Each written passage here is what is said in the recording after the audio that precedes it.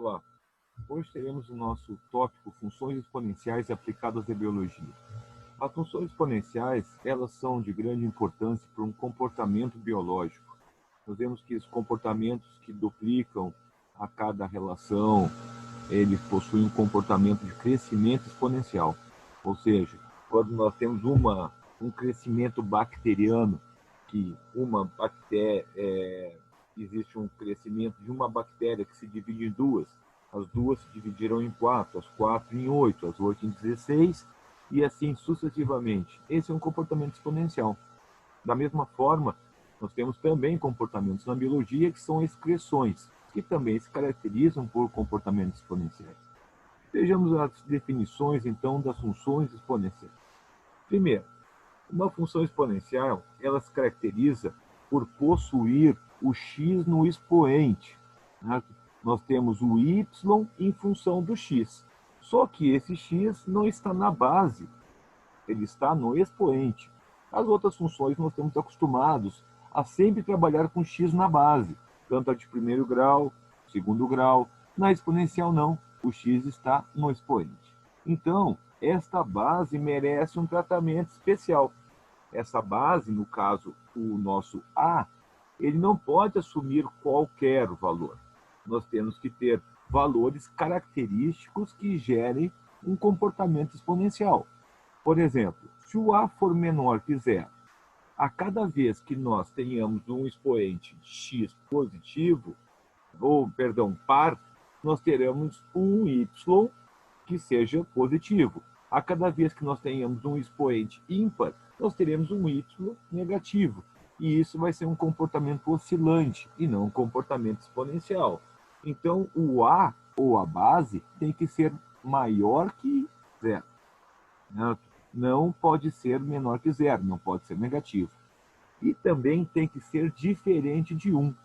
Se a base for 1, essa função será uma função constante, pois 1 elevado a qualquer expoente é o próprio 1. Então, as colocações é que o a tem que ser maior que zero e diferente do 1, de 1. Certo?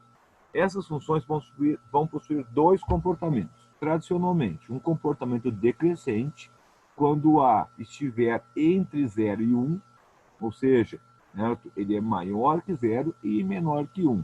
Certo? E crescente, quando a for maior que 1. Certo? Então, a divisão desses dois processos vão mostrar os comportamentos que nós temos em cada relação. Vejamos um gráfico de uma função crescente. Nós primeiro temos, então, atribuindo uma função y igual a 2 elevado a x. Tradicionalmente, para que se efetue esse gráfico, nós colocamos dois valores de x anterior a zero e dois valores de x posterior a zero. Neste caso, eu usei o menos 1 e o menos 2, e o 1 e o 2. Você pode, em outras situações, usar números maiores. Certo? Vejamos, então. Quando o x vale menos 2, nós temos o y igual a 2 elevado a menos 2. Se você lembra, o expoente negativo, ele inverte a base e se torna positivo. Então, o 2 elevado a menos 2 vai ser 1 meio elevado a 2. Certo? 1 meio elevado a 2 vai dar 1 quarto, que dividido dá 0,25. No caso do x valer menos 1, nós temos o 2 elevado ao menos 1. 2 elevado ao menos 1 vai dar 1 meio elevado a 1. 1 meio elevado a 1 é o próprio 1 meio, que gera 0,5. Se o x for 0, nós temos o número 1, ou seja, em qualquer base, sempre que o x for 0, nós teremos o valor de y 1. No caso do x sendo 1, nós teremos o y 2 elevado a 1, 2. No caso de x 2, 2 elevado a 2, 4. Se fosse 3, 2 elevado a 3, 8. Se fosse 4, 2 elevado a 4, 16. Vejamos o gráfico. Neste gráfico, nós mostramos lá que quando o x valer menos 2, o y está lá pertinho do zero, 0,25. À medida que ele cresce para o x menos 1, ou para o x0, ele vai adquirindo valores mais significativos. Se fosse o 5, ele iria para o 32 e assim sucessivamente. Então, essa curva ela tem um comportamento então, que nós caracterizamos por um comportamento exponencial. Certo? Vejamos, então, um outro exemplo. Certo? Um gráfico agora de uma função decrescente. Lembrando que tem que ser o A entre 0 e 1. Eu escolhi um A de 0,5 ou de 1,5. Certo? Então, vamos lá. Os mesmos valores de x. Sempre podemos utilizar os mesmos valores de x. E os valores de y? Coletados a partir da mesma relação. 1,5 elevado a menos 2. Expoente negativo, inverte a base, vira 2 sobre 1. 2 sobre 1 é 4. Menos 1, inverte a base. 1,5 a menos 1, inverte 2 sobre 1, vira 2. 0. 0, independente da base, vai ser 1. Se for 1, vai ser 1 elevado a 1,5, 1,5, 0,5.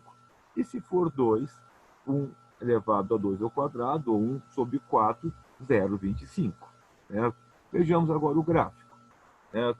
Neste gráfico, os maiores valores estão no lado negativo. Certo? À medida que ele vai tendendo para um valor de y, certo? Se aproximando de zero, x tende ao infinito. Então, nós vemos que este gráfico, à medida que o x cresce, o y decresce. Por isso é um gráfico, então, decrescente. Certo? Vejamos alguns exemplos na biologia. Tradicionalmente, certo? Crescimento de bactérias e propagação de vírus. Certo? Bom, mas então qualquer lei vai ser trabalhada? Não. Nós temos muitas vezes uma equação que gera uma função. Ou seja, nós temos um C na frente, certo? Dessa relação exponencial que vai mostrar uma diferença entre situações ou comportamentos que evoluem mais rápido ou menos rápido, tendo características de um crescimento constante também. Então, o C ele é adaptado numa curva para que ela fique de uma forma a ter uma identidade àquele comportamento. Então, muitas vezes, você não encontra só o 2 elevado a x. Você encontra lá no meio uma equaçãozinha, alguma variável, mas sempre com o comportamento do x elevado no expoente. Certo? Outras funções decrescentes que nós temos na biologia, certo? Tradicionalmente é o decaimento radioativo, que nós vamos ver que qualquer comportamento pode ser medido através do decaimento de átomos ou de isótopos radioativos, aquele carbono 14, como é comumente visto hoje, certo? E através da excreção de fármacos.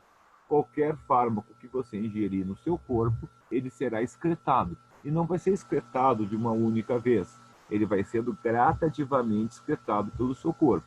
Então, esses são os comportamentos mais tradicionais que nós temos na biologia que nós vamos trabalhar. Ok? Bom, vamos à nossa conversa. Então, na próxima aula, nós teremos uma revisão do conteúdo. Hoje, dia 2, depois nós temos dia 9, uma revisão, e dia 16, a nossa avaliação. Estamos já no final do nosso período, né, do letivo, então eu quero que a gente tenha essa relação, certo, na revisão do conteúdo, certo? E nessa revisão, algumas dúvidas no chat. Certo? Então, certo, a nossa parte de conteúdo se encerra, e aí nós então teremos agora uma parte de exercícios para que possamos então dar continuidade às nossas práticas. Certo? Hoje estaremos no Zoom às 7 horas, então podemos conversar um pouco ao vivo sobre a aula e sobre os nossos procedimentos. Ok? Bom estudo para vocês e até.